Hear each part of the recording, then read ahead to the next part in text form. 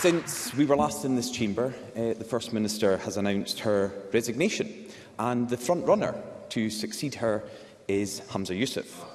But during his time as Health Secretary, Scotland's NHS has lurched further and further into crisis. The Scottish Conservatives have received a Freedom of Information request, and it's uncovered just how awful things have got at accident and emergency departments over the last few months. This new information, which we are publishing today, reveals that a patient in the Borders waited 49 hours to be treated in accident and emergency. Someone in Lanarkshire waited 54 hours. And a patient in Ayrshire waited 60 hours at accident and emergency. First Minister, that is 2.5 days in accident and emergency. Surely no one can defend that. So doesn't this confirm that Humza Yousaf isn't even up to the job he's got at the moment? First Minister. Firstly, Presiding Officer, can I also take the opportunity to mark what will be tomorrow the first anniversary of Russia's illegal, unprovoked invasion of Ukraine, and to express my solidarity, the Scottish Government's continuing solidarity, and I'm sure the solidarity of everyone in Scotland with the people of Ukraine as they continue to defend and protect their sovereignty, their territorial integrity and their independence. Parliament this afternoon will debate this issue. This evening I will host a reception in Bute House for Ukrainians in Scotland, and our thoughts remain with them at this difficult time for them and their country. On the issues of the National Health Service, firstly I should say it is of course for the members of my party to elect a new leader of the SNP and effectively a new First Minister for Scotland, subject to approval of this Parliament. But can I say in relation to the Health Secretary, he is the only Health Secretary anywhere in the UK that has managed to avoid a single day of strikes in the National Health Service over this period. Secondly, notwithstanding the very significant challenges in accident and emergency. Thank you. I would be grateful, members, if we could hear the First Minister. Thank you. I can understand why the Conservatives are feeling uncomfortable. Of course, the Conservative government in England has not managed to avoid strikes in the National Health Service there. They also get uncomfortable when they hear me point out again that despite the very significant challenges in our National Health Service, which I'll come on to in a moment, Scotland's accident and emergency departments remain the best performing anywhere in the UK. And if I may say to the Health Secretary, that's not down to him, that's down to the hard work of staff across our National Health Service each and every single day. But our Health Service faces significant issues. We see that in the Audit Scotland report published today.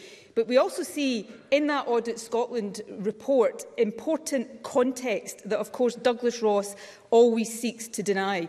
So let me quote from it. Page 7, the pandemic continues to affect the delivery of NHS services. To listen to Douglas Ross and others, you would be forgiven for thinking the pandemic hadn't even happened.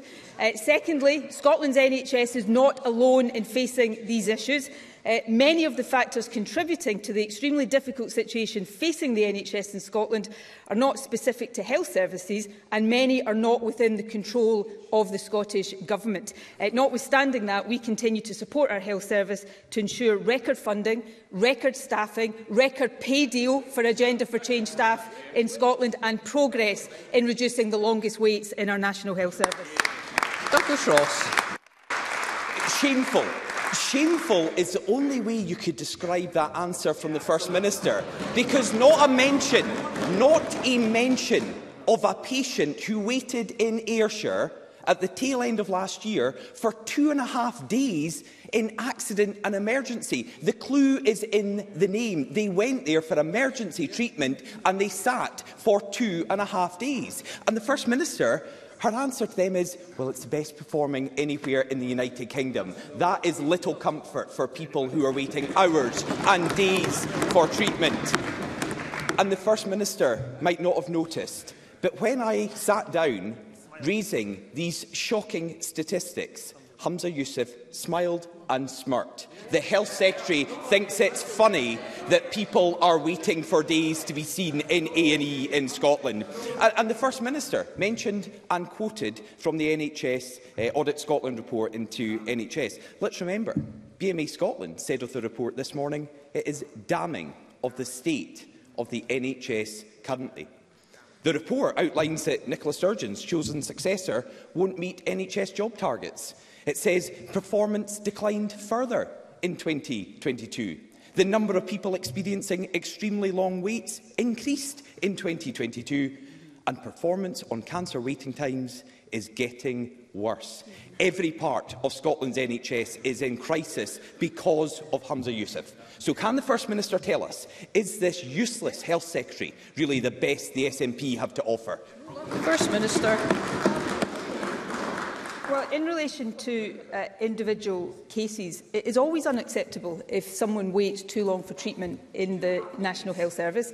And at the tail end of last year, which of course was Douglas Ross's phrase, that was during the winter peak of pressures. Since then, in accident emergencies, there is still considerable progress to be made, let me stress that, but we've seen 8-hour and 12-hour waits reduce, and we continue to support our accident emergency departments in further progress. We are also seeing, Douglas Ross mentioned recruitment, we have record numbers of staff in our NHS right now. Since this government took office, we have increased NHS staffing by 28,800 people within the National Health Service. We've got higher staffing per head of population than in England or other parts of the UK. We've got funding that has doubled in our National Health Service. We've got higher funding proportionately than anywhere else in the UK, to the tune proportionately of about £1.8 billion, equivalent to 44,000 nurses in our National Health Service. And yes, we have significant work to do to reduce waiting times. We are focused firstly on the longest waits, and we've seen significant progress in reducing the longest waits.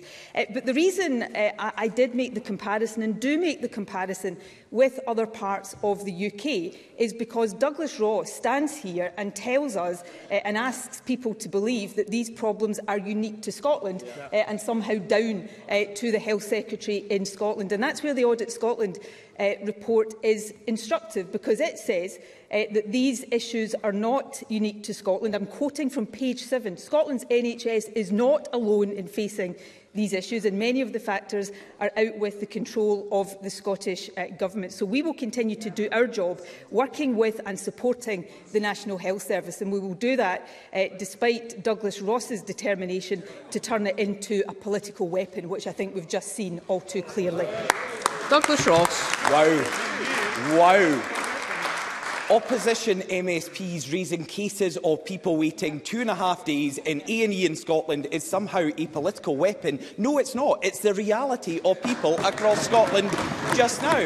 And the First Minister loves to make this comparison between Scotland and the rest of the UK. Let's just remember, the UK Statistics Authority said Public Health Scotland's figures and the statistics Nicola Sturgeon uses for the comparison can be misleading for patients. Misleading is what the UK Statistics Authority said. Now, we know that Humza Yousaf released a recovery plan that everybody could see was just a flimsy pamphlet. The First Minister has now quoted page 7 twice of the Audit Scotland report. Let's go a bit further. I've looked through the whole report. The Audit Scotland report says of Humza Yousaf's recovery plan, it lacked detailed actions. They said he didn't do detailed and robust modelling. He didn't, and this is a quote, engage fully with NHS boards.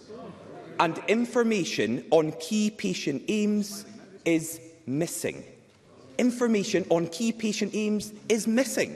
Humza Yousaf have made the crisis in Scotland's health service much worse.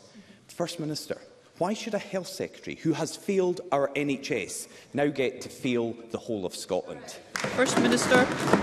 Well, firstly, I didn't suggest that any MSP raising patient experience was using it as a political weapon. What I said, and what I will say again, is trying to suggest that these issues are unique to Scotland's NHS is seeking to use our NHS as a political weapon, and to coin a phrase of Douglas Ross, presiding officer, I do think that is shameful on the part of the Conservatives. On the recovery plan, let us look at the progress, and it is the case that we have considerable work still to do. But let's take 8 and 12-hour A&E waits. I said earlier on, these have dropped significantly since the peak over the winter period. 8-hour waits are down by 54.9%, 12-hour waits down by 61.6%. That's because of the support we're giving to the NHS and the work of staff on the front line. Look at waiting times targets more generally. The numbers waiting the longest for treatment have reduced by almost a quarter for both inpatient and day case treatment and for outpatient treatment. So there are significant challenges, more significant than at any point in the history of the NHS, but we are supporting our NHS with record funding, record staffing and the wider support it needs to address these challenges, and that's what this government will continue to do. Douglas Ross. Oh dear. 8 years ago, a failed SNP Health Secretary became First Minister.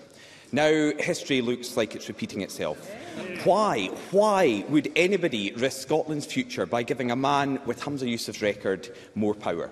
So let's just look at his time in office while the First Minister gets more intel from the Deputy First Minister. I don't know what's coming there. So let's look at what Humza Yousaf has done in office. He was Transport Minister who drove without a licence. He delayed the dualling of the A9, and he clapped like a seal when Nicola Sturgeon launched a ferry with painted-on windows. He was Justice Secretary who did nothing while violent crime rose, got duped by a hoax video into calling on the police to investigate Rangers players, and damaged free speech with his Hate Crime Act. And now Humza Yousaf is the worst Health Secretary since devolution, but it looks like he's going to fail upwards. In any other line of work, Humza Yousaf would have been sacked, not promoted. Forget being SNP leader. Why is he even still in government? First Minister. Well, I don't know about anybody else, presiding officer, but Douglas Ross is sounding pretty scared of Humza Yousaf. As I am sure he will be scared of whoever is elected to succeed me as SNP leader. But Thank you, members. Thank you all. He also referred to the fact I was Health Secretary before becoming First Minister, as I am extremely proud of, presiding officer. But let me just reflect on this fact. In the 8 years that I have been First Minister, the people of Scotland have had no fewer than 8 opportunities to cast a verdict on me, my party and my government. And in every single one of these 8 opportunities, the people of Scotland have rejected the Conservatives and put their trust in me, my party and my government. And I have every confidence, presiding officer, that whoever succeeds me as leader of the SNP will continue that record of success. Thank you.